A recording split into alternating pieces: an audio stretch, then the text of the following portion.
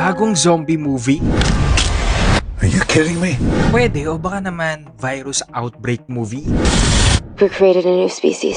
Ito nga ang Cold Storage, bagong sci-fi horror comedy movie starring Joe Keery, Liam Neeson, and Georgina Campbell. Tara, mag-react tayo sa trailer. Let's go, Steve. I don't hear anything. Well, I definitely heard it. Well, not definitely. I mean, I was like aware of it. You know what I mean? Like I was having an argument with my brain about Sa it. basement na naman, si ate. You are very chatty. This place was military storage back in the day. You want to open it? Nope, I'm good. Liam We're getting a Neeson. temperature breach alert from decommissioned facility. Some of us have encountered this before. We created a new species. I don't feel so good. Jesus Christ! I gotta get out of here. This thing is spreading. Oh, Are you no. kidding me? That's fungus. Fungus. That's right.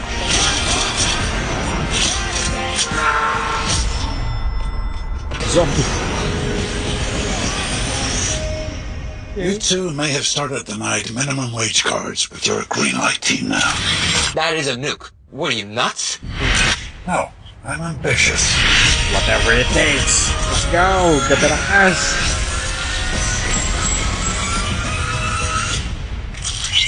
That's not natural.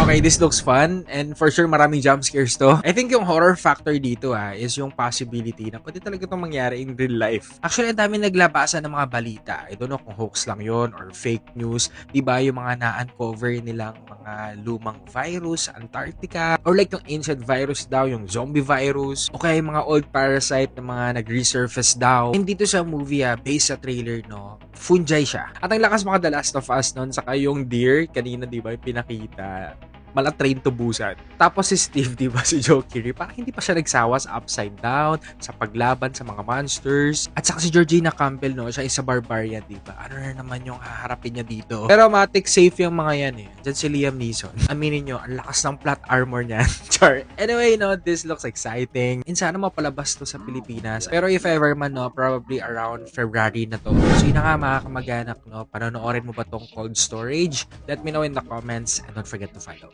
Okay? Let's go.